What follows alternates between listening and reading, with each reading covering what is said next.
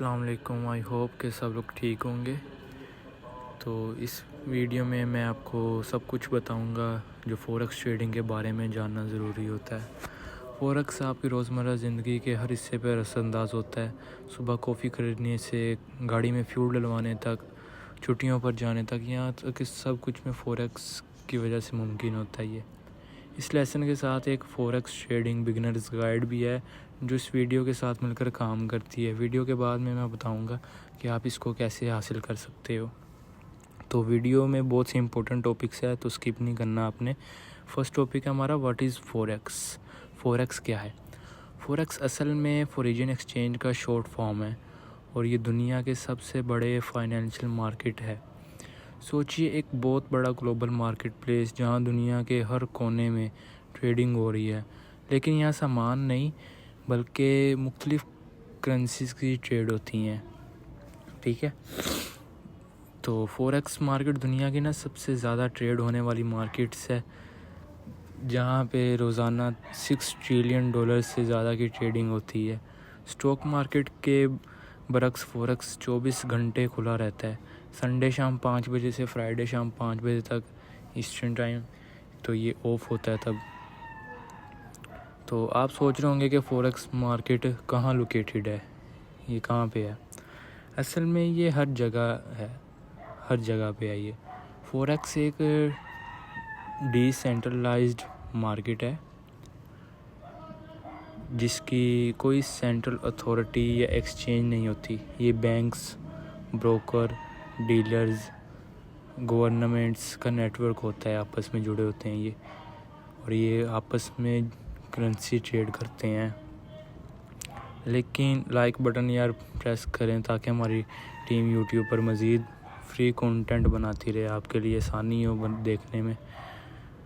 तो basic concept पे आते हैं अब हम की कॉन्सेप्ट कौन से हैं। Currency abbreviations. हर करेंसी को 3 लेटर कोड से रिप्रेजेंट किया जाता है जिसे ISO कोड कहते हैं। कुछ मशहूर करेंसीज ये हैं जो बता देता हूँ मैं। USD डॉलर को कहते हैं। AUD, ठीक है, AUD ऑस्ट्रेलियन डॉलर होता है ये। और NZD होता है किसमें, न्यूजीलैंड डॉलर इसको बोलते हैं। और एक होता है यूरो, हमारे पास होता है यूरो होता है, यूरो को तो सब पता होगा, यूरोपियन डॉलर जो होता है। एक CAD होता है, कैनेडियन डॉलर, इसको कैड भी बोलते हैं। GBP होता है, ब्रिटिश पाउंड, ठीक है, ग्रेट ब्रिटिश पाउंड इसका होता है।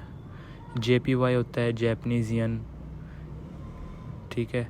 और एक होता है हमारे पास CHF, स्विस फ्रैंक, ठीक है। तो ये हमारे पास कुछ पेयर्स होते हैं करेंसीज़ के जिनको हम करते हैं। तो टॉपिक है हमारा करेंसी पेयर क्या होता है। फ़ॉरेक्स में करेंसी पेयर में ट्रेड होती हैं, ये कुछ को पता है, कुछ बेसिक्स हम स्टार्ट करें इसलिए बता रहे हैं। फ़ॉरेक्स में करेंसी पेयर ट्रेड होती हैं क्योंकि जब आप एक करेंसी ख़रीदते हैं ना तो दूसरी बेच रहा होता है, तब आप ख़रीदते हैं। मिसाल के तौर पर JBP USD पेयर की पहली करेंसी है बेस, जो पहली करेंसी उसको बेस बोलेंगे करेंसी होती है, और दूसरी जो सी है उसको बोलते हैं कोड करेंसी, ठीक है। अगर रेट हो 1.12655, इसका मतलब है कि 1 पाउंड के बदले में आपको 1.1265 US डॉलर मिलते हैं। समझ लगी इस बात की? हाँ, बेस करेंसी के साथ हमेशा एक इनविजिबल 1 होता है, इनविजिबल 1 लगा होता है, नज़र आए लिखा हो या ना हो, इनविजिबल 1 होता है। अगर आप JBP USD खरीदते हैं, लॉन्ग जाते हैं, तो आप एक्सेप्ट कर रहे होते हैं कि पाउंड मजबूत होगा और डॉलर कमज़ोर। अगर आप सेल करते हैं, शॉर्ट जाते हैं यानी कि, तो आप एक्सेप्ट कर रहे हैं कि पाउंड कमज़ोर होगा और डॉलर मजबूत होगा। तो जो हमारे यहाँ बात नेक्स्ट है मेजर करेंसी पेयर्स, उनकी तरफ आते हैं अब। मेजर करेंसी पेयर हमारा टॉपिक। मेजर करेंसी पेयर वो होते हैं जिनमें US डॉलर शामिल होता है। शुरू में बेहतर है कि आप मेजर पेयर पर फोकस करें क्योंकि इनमें लिक्विडिटी ज़्यादा होती है, स्प्रेड कम होता है। आगे हम सब टॉपिक बताएंगे, स्प्रेड क्या होता है, लिक्विडिटी क्या होता है। वन स्टेप बाय स्टेप सब क्लियर करेंगे। सब एंट्री और एग्ज़िट करना बहुत आसान होता है इनमें। अब हमारा टॉपिक है पिप। व्हाट इज़ पिप? पिप क्या होता है?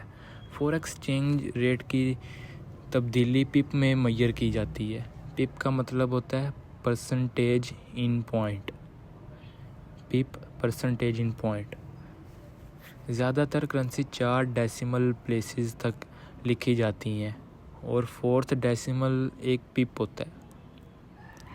मिसाल के तौर पर अगर AUD है हमारे पास, AUD है 0.675 पर है और एक पिप बढ़ता है तो वो कितना होगा? 0.6752 हो जाएगा। ठीक है। इस तरह JPY पेयर अक्सर 2 डेसिमल तक कोट होते हैं।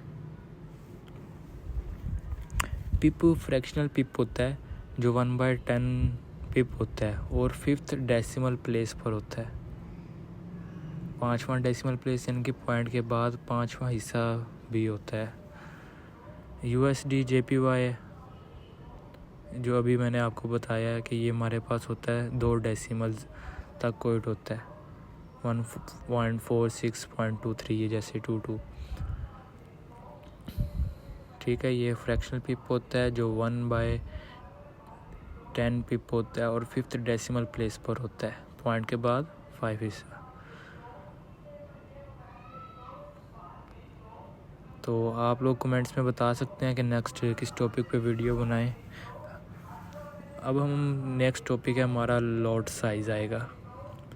हम लॉट साइज़ के बारे में बात करेंगे कि फॉरेक्स में लॉट साइज़ क्या होता है। उससे पहले लाइक कर दें यार सब लोग। तो फॉरेक्स पोजीशन जोन से है वो लॉट साइज़ में मेजर होती है। फॉरेक्स में ट्रेड होती है लॉट साइज़ में। स्टैंडर्ड लॉट होती है एक, और एक होती है हमारे पास mini lot, micro lot, nano lot. Standard होती है 1 लाख तक यूनिट्स होते हैं, मिनी लॉट 10,000 होता है, माइक्रो में 1000 यूनिट्स होते हैं।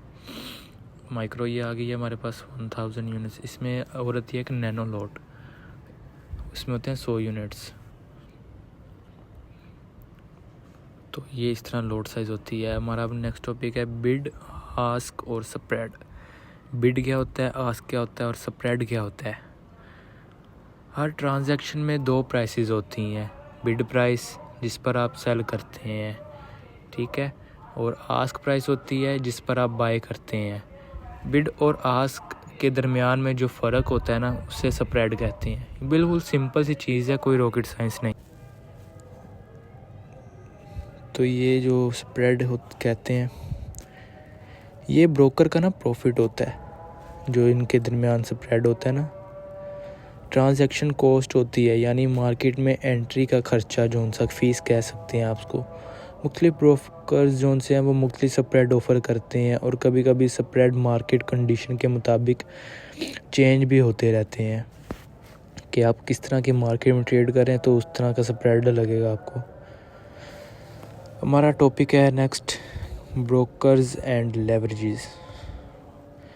ठीक है। अब नेक्स्ट ब्रोकर और लेवरेज पे हम बात करते हैं। रिटेल ट्रेडर को ना अक्सर फॉरेक्स मार्केट में ट्रेड करने के लिए ब्रोकर की ज़रूरत होती है। ब्रोकर जो है वो लेवरेज प्रोवाइड करता है और लेवरेज के बिना आप ट्रेड नहीं कर सकते। लेवरेज का मतलब है कि आप ब्रोकर से उधार कैपिटल लेकर अपनी असल रकम से ज़्यादा बड़ी पोजीशन ट्रेड कर सकते हैं, यानी कि उससे उधार पैसे लिए और आपके पास जितनी अमाउंट है उससे ज़्यादा की ट्रेड कर ली आपने। जैसे लेवरेज से कम ताकत लगाकर ज़्यादा वज़न उठाया जाता है, वैसे ही फाइनेंशियल लेवरेज आपकी ट्रेडिंग पावर बढ़ा देता है।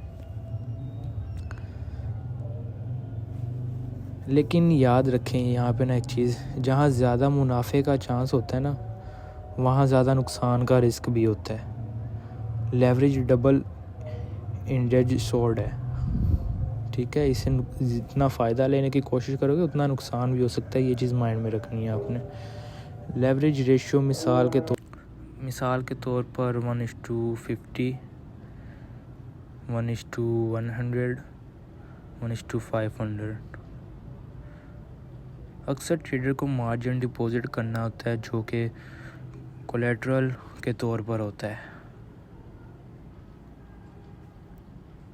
ठीक है, नेक्स्ट टॉपिक है हमारा liquidity. What is liquidity? Liquidity का मतलब है कि मार्केट में बहुत ज़्यादा बायर्स और सेलर्स हैं और आप आसानी से ट्रेड एंटर और एग्ज़िट कर सकते हैं बिना प्राइस को ज़्यादा डिस्टर्ब किए।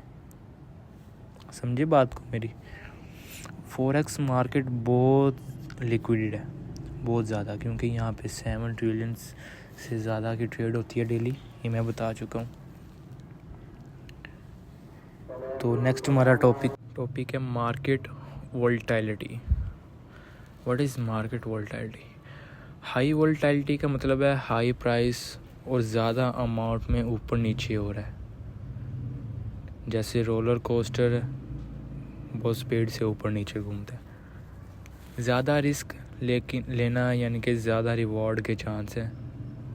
ठीक है, जितना ज़्यादा रिस्क है उतना ज़्यादा रिवॉर्ड है।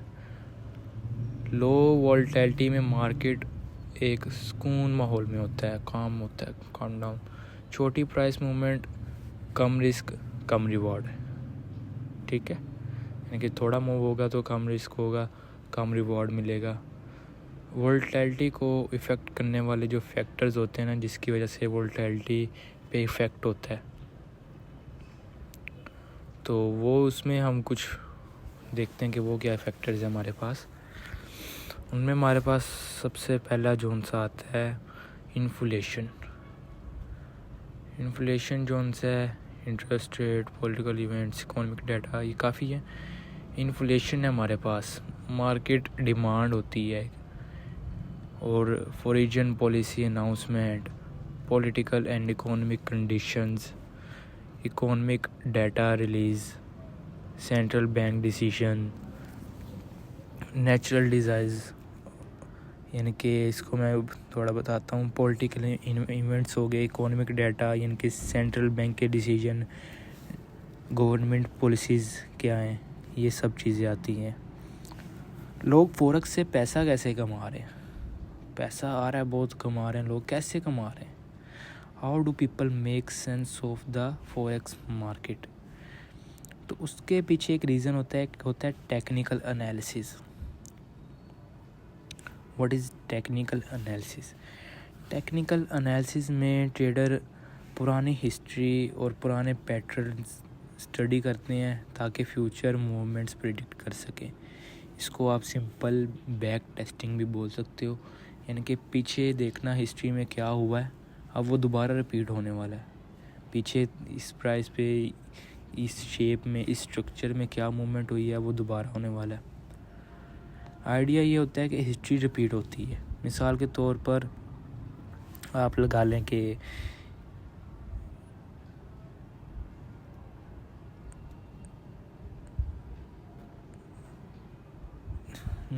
यहाँ पे हम करते हैं, हाँ अब आ गया, हायर हाइज और हायर लो। एग्जांपल ले लें, मार्केट अप ट्रेंड में है, लॉन्ग ट्रेड देखेंगे और इसमें हम हायर हाई हायर लोज देखेंगे। ये हमारा नीचे जब वो दोबारा लो मारेगा, यहाँ पे हम लॉन्ग ट्रेड विद ट्रेंड के साथ ट्रेड लेंगे, ट्रेंड के अगेंस्ट ट्रेड नहीं लेंगे। इसी तरह बेरिश ट्रेंड हो, लोअर्स हाई और लोअर्स लो, यानी कि डाउन ट्रेंड्स हैं, शॉर्ट ट्रेड देखनी है। शॉर्ट ट्रेड देखनी है जब ट्रेंड कंफर्म हो। उसके बाद हम देखेंगे जब वो दोबारा प्राइस अप होती है तो हम वहाँ से शॉर्ट करेंगे। शॉर्ट ट्रेड्स लेनी है विद ट्रेंड के अगेंस्ट ट्रेड नहीं लेनी है आपने। सपोर्ट रेजिस्टेंस एरिया होते हैं हमारे पास नीचे, जहाँ से प्राइस रिजेक्शन होती है, रिवर्स होता है, जहाँ से बाउंस होता है, इसको हम नीचे सपोर्ट बोलते हैं इस तरह। और यही चीज़ अगर हमें ऊपर की जगह पे शो हो जाए तो उसको हम बोलेंगे रेजिस्टेंस। सपोर्ट में ट्रेंड लाइन होती है कि ये देखें, ये भी सपोर्ट रेजिस्टेंस की तरह ही होती है। Trend line, support and resistance इसको बोल सकते हो। ट्रेंड लाइन जहाँ से प्राइस बाउंस होती है, वो एक लाइन हम उधर ड्रा करेंगे इस तरह की। अब अगेन उस लाइन पे आएगा तो बाय करते हैं। तो नेक्स्ट टॉपिक हमारा fundamental analysis. Fundamental analysis micro economics और जियो पॉलिटिकल फैक्टर को देखकर की जाती है। जैसे वेदर फोरकास्ट बनाते वक्त मौसम के हालात देखते हैं ना, देखे जाते हैं कि कहाँ पे कैसा मौसम है, इसी तरह वैसे ही ट्रेडर्स देखते हैं कि इकोनॉमी की क्या हालात हैं, जीडीपी ग्रोथ में है क्या, जो मैंने अभी फैक्टर आपको बताए थे पीछे, वही चीज़ें यहाँ पे आएंगी। जीडीपी ग्रोथ होगी, inflation, unemployment, interest rate, political events आते हैं, सेंट्रल बैंक स्टेटमेंट्स होती हैं, ब्रेकिंग्स न्यूज़ वगैरह ये चीज़ें होती हैं। तो ये भी इम्पोर्टेंट चीज़ें हैं जो फंडामेंटल्स में हमारी देखी जाती हैं। इन सब मालूमात से ट्रेडर एक्सचेंज रेट की फ्यूचर मूवमेंट का अंदाज़ा लगाते हैं। बहुत से ट्रेडर इकोनॉमिक कैलेंडर यूज़ करते हैं अपकमिंग इवेंट्स ट्रैक करने के लिए कि कौन सा इवेंट होने वाला है, कौन सी न्यूज़ आ रही है, क्या डाटा आ रहा है। वो हम देख सकते हैं फॉरेक्स मार्केट वेबसाइट ओपन करें, यहाँ पे सारा डाटा पता चलेगा कि प्रीवियस क्या आया था, एक्चुअल क्या आएगा, फोरकास्ट क्या किया जा रहा है। तो जैसे वादा किया था फॉरेक्स ट्रेडिंग बिगिनर गाइड हासिल करने के लिए डिस्क्रिप्शन में लिंक है, पर क्लिक करें और लाइक बटन यार ज़रूर प्रेस कर दे ताकि और इस तरह की मैं फ्री वीडियोस बनाता रहूँ इन्फॉर्मेटिव।